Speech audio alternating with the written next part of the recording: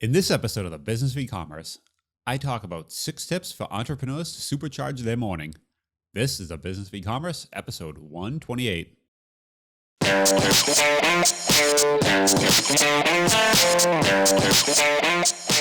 Welcome to the Business of E-commerce, the show that helps e-commerce retailers start, launch, and grow the e-commerce business. I'm your host, Charles Pulaski, and I'm here today to talk about 6 tips to help entrepreneurs supercharge their morning. So I'm a big fan of frameworks and routine and having a certain way of kind of going about your day where you kind of know this works for me, here's a pattern, and here's kind of the way of doing something to know to start the day on the right foot. So I've kind of lined up 6 tips, and this is stuff that I personally do, and I think it's super helpful for entrepreneurs in general, but also anyone that just wants to start off their morning in the right direction. And this kind of just built over time. So let's get into it. So tip 1, always start your day drinking water. I know this sounds ridiculous, but I always start my day by drinking a liter of water, very first thing. Some things to make this easier is the night before, I have very specific water bottles. I put them in the fridge, chill the water. They're actually, I use the Soda Stream. So my whole family knows these are my water bottles. There's 2 of them. Kind of my thing. And that makes it so I know in the morning, they're in the refrigerator. I like cold water. They're ready for me. So there's no thinking involved. And that's kind of one of the big things of this. There's no kind of decision making. I know I'm going to wake up. Very first thing I do is go grab one of these bottles, put it in the Soda Stream. I like the bubbles, the carbonation, or just have regular cold water, but just do the same thing. I found before, most folks, and I was doing this for a long time, started my day off with coffee. You're already dehydrated from sleeping the night before, and when you have coffee, you kind of further your dehydration. So you're starting your day off this very dehydrated state, going deeper into dehydration. The coffee gives you a quick little boost, but very quickly you start to crash because you're dehydrated. And then you usually compensate by more coffee.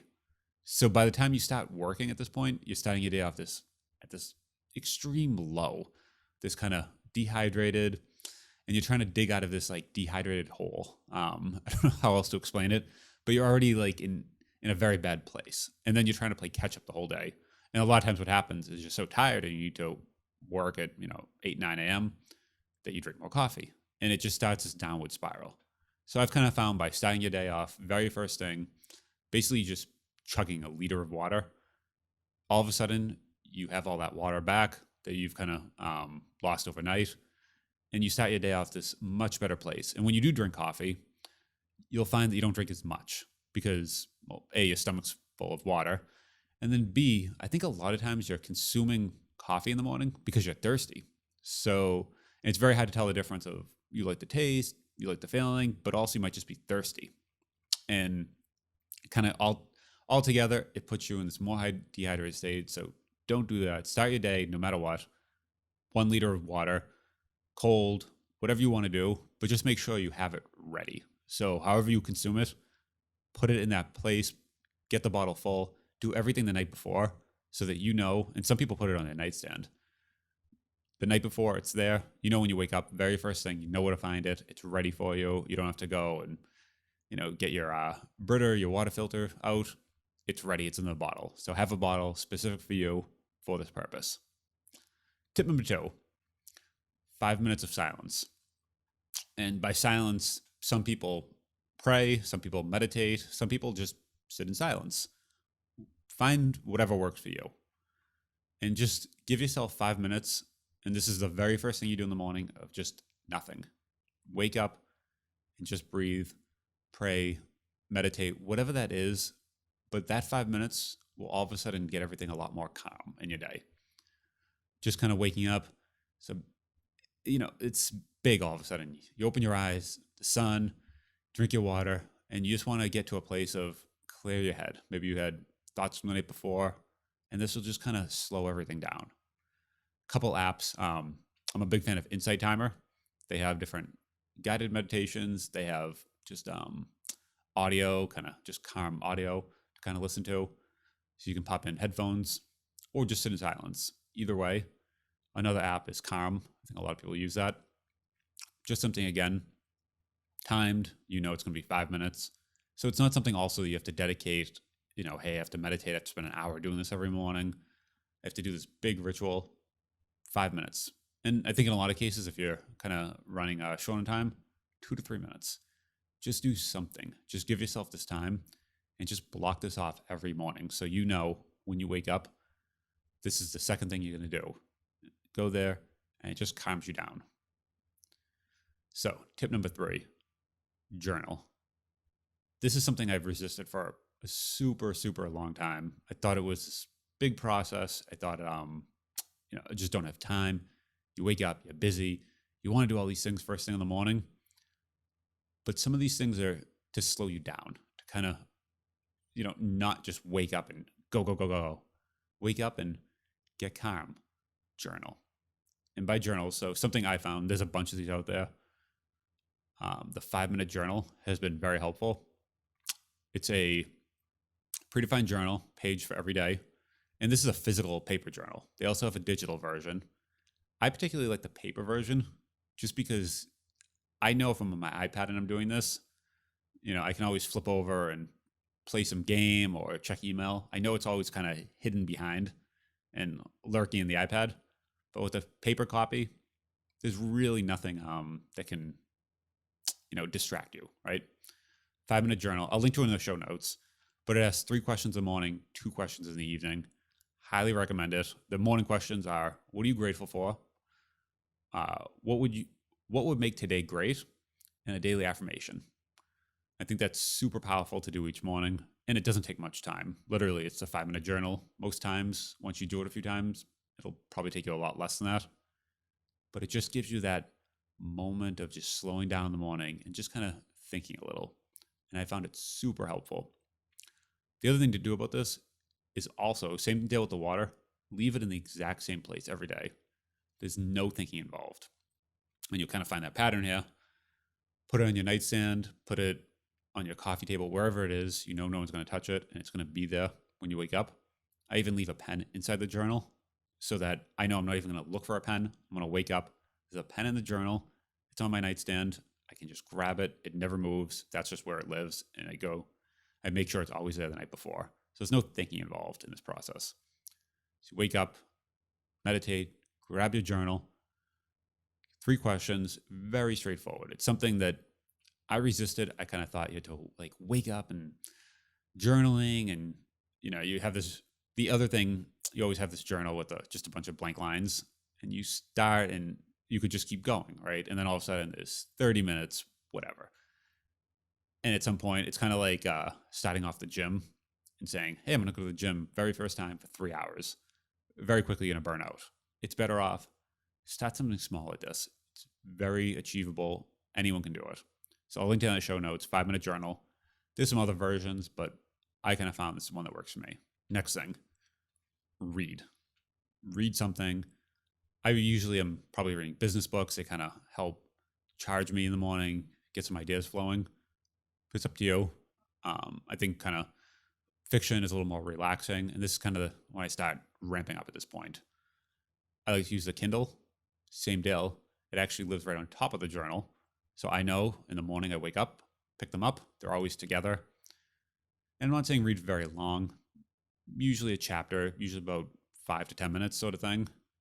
And it's just a good way of A, starting your brain in the morning, and B, guaranteeing that you're going to read each day. Because if it's one of the very first things you do, you're going to do it each day. And if it's part of this morning ritual, then it's there, it's waiting for you, it's ready. So I say if you have a book, get it ready the night before.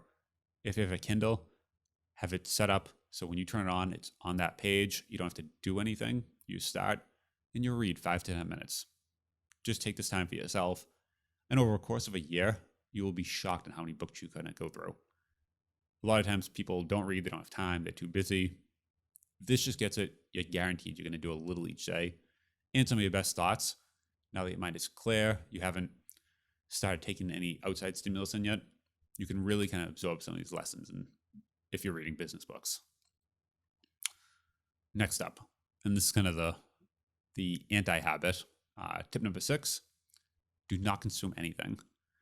No media, no email, no news, no social media. Just do not do it first thing in the morning.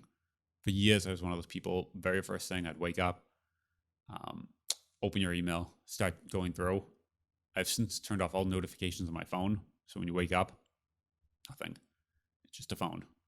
You have to make the decision to go into email. I've turned off Facebook, Twitter, all those notifications so that it's a lot easier at that point, not just wake up and say, oh, who's, liked my post or which emails have I gotten or whatever it is. Don't consume anything in the morning. I think it's very helpful to give yourself some time in the morning to think and to produce and not to go the other direction of consuming. As soon as you open your email, you're going to see angry customer email, you're going to see a return, you're going to see a complaint, you're going to see something.